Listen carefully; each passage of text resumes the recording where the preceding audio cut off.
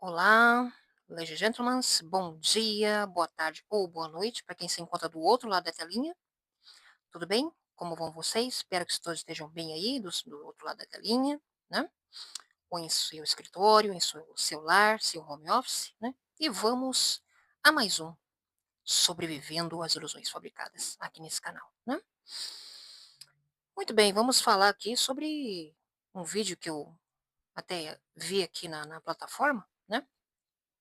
Alternativo, né? Sobre um rapaz inconformado com a situação da marina que ele tem ali, né? Ele aluga iates e barcos de luxo para pessoas mais endinheiradas ali poderem curtir seu final de semana, né? Tinha uma época que em 2016, 2017, que eu assisti um canal chamado Conhecimento é Poder, do Edson Souza, né? Ele dizia no canal dele, né, antigamente, chega em dado momento da história da humanidade do nosso país, o rico se tornaria pobre e o pobre se tornaria miserável. Será que estamos vendo isso acontecer hoje, a olhos vistos? Será que isso está acontecendo mesmo? Porque a realidade, lembra como já dizia em outros vídeos anteriores, né? A verdade está lá fora, né? A verdade está lá fora. Né? Quando saímos da abadia, vemos a ilha inteira. Quando saímos da ilha, vemos a ilha inteira como ela realmente é, sem filtros. Não é verdade? Não que a televisão vende, né? A anestesia da população, né? As redes sociais abarrotadas de imagens de influenciadores ricos, né? Mostrando aquela vida nababesca, né? Mas será que é isso mesmo que está acontecendo no país? Será que está tudo como se fosse em Nárnia? Estamos em Nárnia? Será que é em Nárnia que nós estamos? Será que essa é a verdade? Estamos vendo uma gravura aqui, né? E aqui diz que o sábio é solitário, porque deixou de ser gado de manobra em meio à massa obediente ao holocausto humano.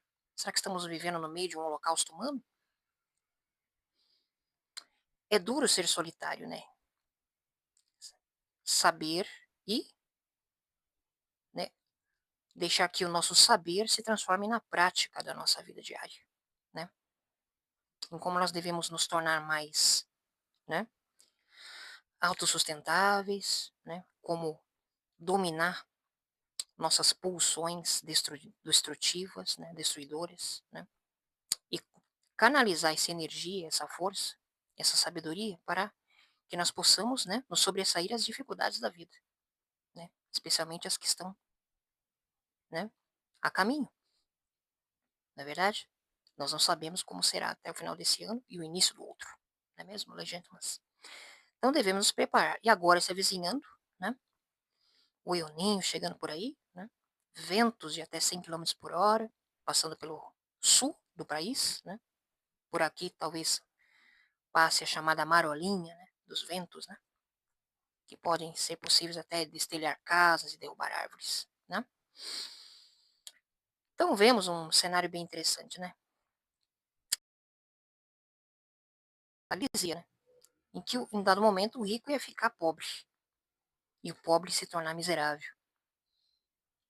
Mas será que estamos vendo isso mesmo? Será que é a verdade, a realidade?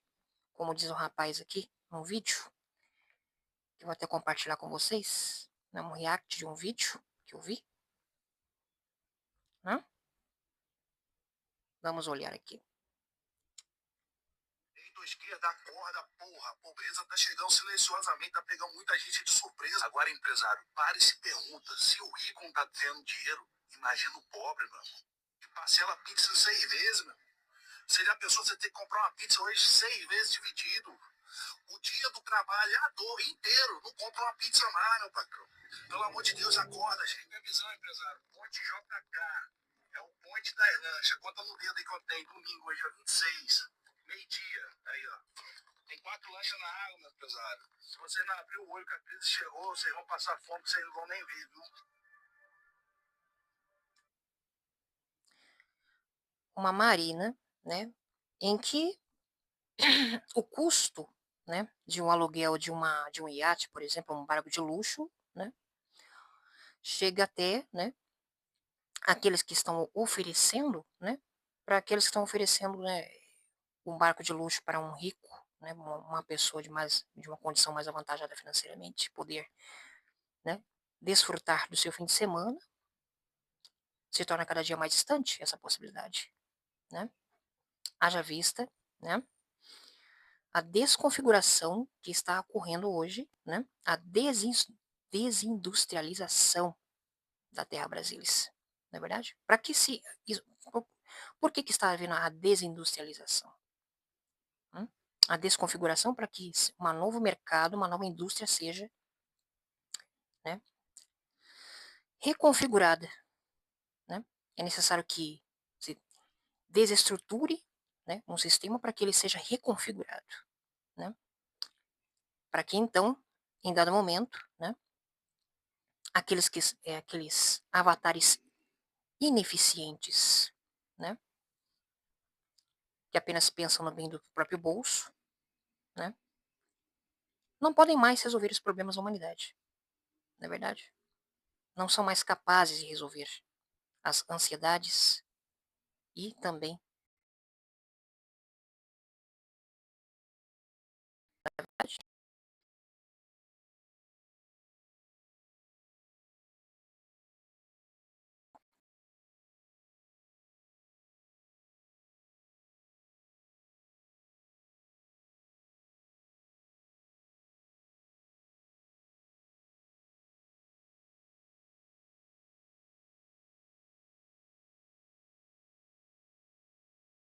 tema sem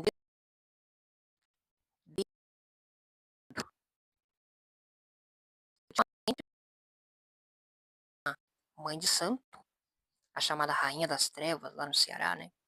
Que ergueu né, uma estátua, né? De Lúcifer, né? No Ceará, investindo 100 mil reais do próprio bolso para erguer aquela estátua ali, né? A Rainha das Trevas, mãe Rainha das Trevas, né? E aí surgindo essa narrativa, né? Né?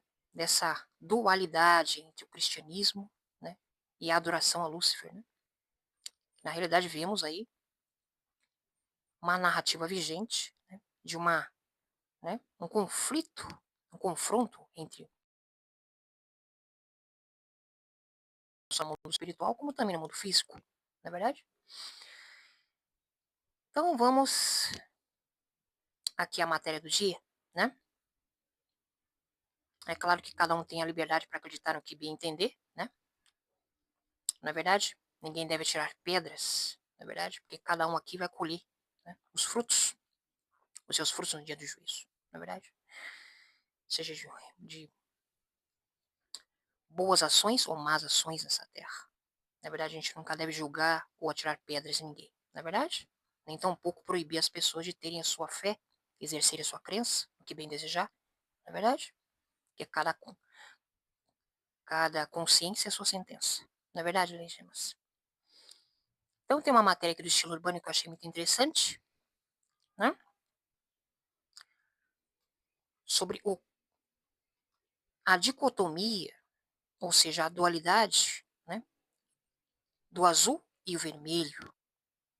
E a verdadeira batalha é entre coletivismo e individualismo, né? Como nós vemos aqui relacionado a essa gravura que estamos vendo aqui, né? Uma matéria de Renato Cunha, de 3 de agosto de 2026, né? Fala que o coletivismo é a crença de que o grupo é mais importante do que o indivíduo e o que os indivíduos devem ser sacrificados, né? Se é necessário para o bem maior da maioria. O indivíduo que está dissonante com um pensamento único, né? Aquele pensamento que deve ser, né, sempre todos indo na mesma direção, né, na mesma maré. E aquele que for contra a maré, né, acaba sendo esmagado por ela. Não é assim? Então, a seguir estão os 7 pilares do coletivismo, conforme identificados por Edward Griffin, né, que fala muito bem aqui, né? Em 2023, Edward Griffin publicou um livreto de 49 páginas chamado O Abismo, Coletivismo versus Individualismo. Né? Os ismos, né? Ao apresentar que Griffin chama-o de abismo, ele disse: "Pode ser surpreendente saber que a maioria dos debates hum, políticos de nossa época, pelo menos no mundo ocidental, pode ser dividida em apenas dois pontos de vista: a ética do coletivismo e do individualismo. Essas palavras têm um significado profundo e representam um abismo ideológico que divide todo o mundo ocidental."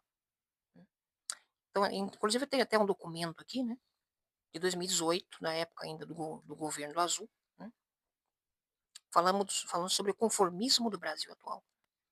Vemos, hoje em dia, que de 2018 para 2026 não mudou nada. Na realidade é a mesma, só que com uma peculiaridade muito curiosa, né. Estamos vivendo a época da quarta revolução industrial. A quarta revolução industrial aqui, a desindustrialização do que nós conhecemos, do modo de vida que nós conhecíamos até 30, 40, 50 anos atrás, 60 anos, né, para uma nova realidade.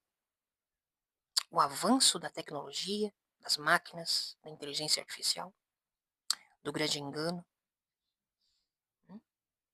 O grande engano, né, também se utilizando dos meios de comunicação que nós conhecemos, né, onde existe uma avalanche de informação, de conhecimento, mas também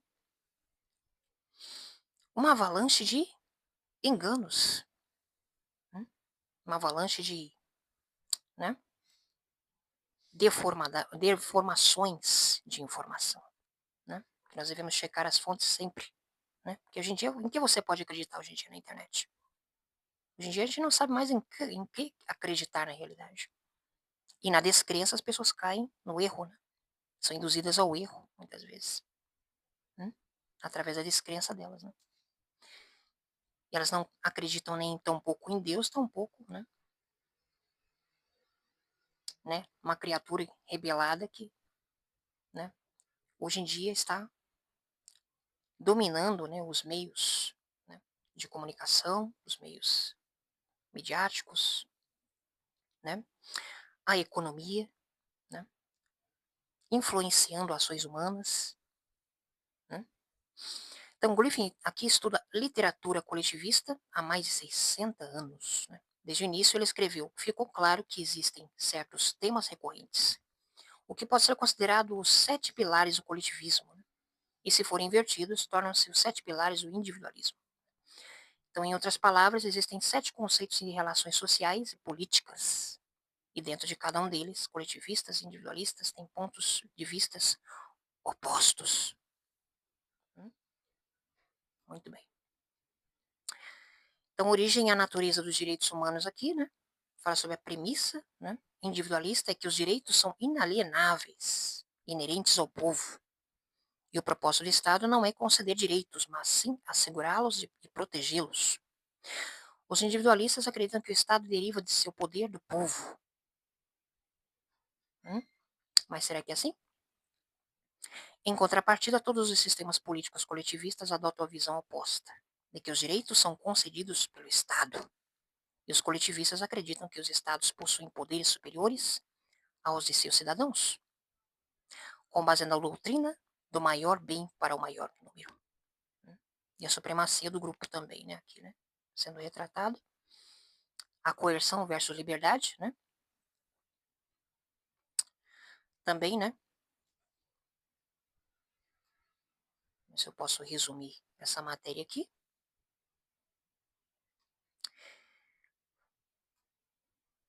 E a propriedade privada também, né. Dinheiro sem coerção, igualdade versus desigualdade perante a lei, e o grande líder, né, também, né. Olha, autossuficientes,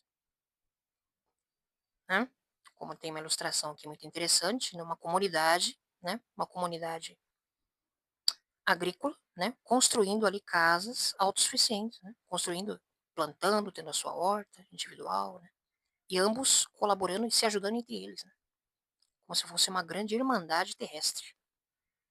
Será que isso é possível? É possível, né? Mas não nesse sistema que nós estamos vendo hoje, né? Estamos testemunhando na história. Não é verdade? Então, a realidade, porém, aqui é que a tecnocracia é apenas mais uma variante do coletivismo, ou tecnofeudalismo, por trás da fachada da ciência, e o grande líder será membro do mais alto escalão do Conselho Governante de Humanos, que escrevem os algoritmos do sistema. Né? E por trás de todo o jargão científico e da magia técnica está o mantra inescapável do coletivismo. Né? Então, Griffin aqui encerra seu livreto com a seguinte declaração. Né? É incrível, não é? Quanta coisa está contida nessa pequena palavra, coletivismo.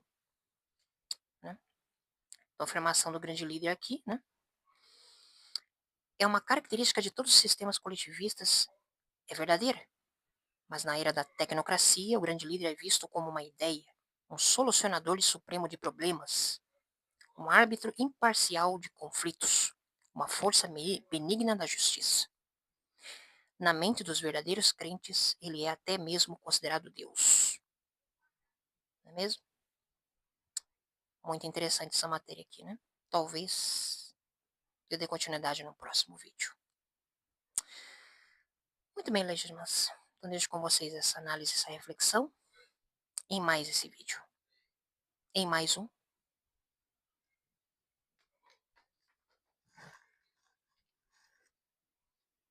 Sobrevivendo às lesões fabricadas. E até a próxima.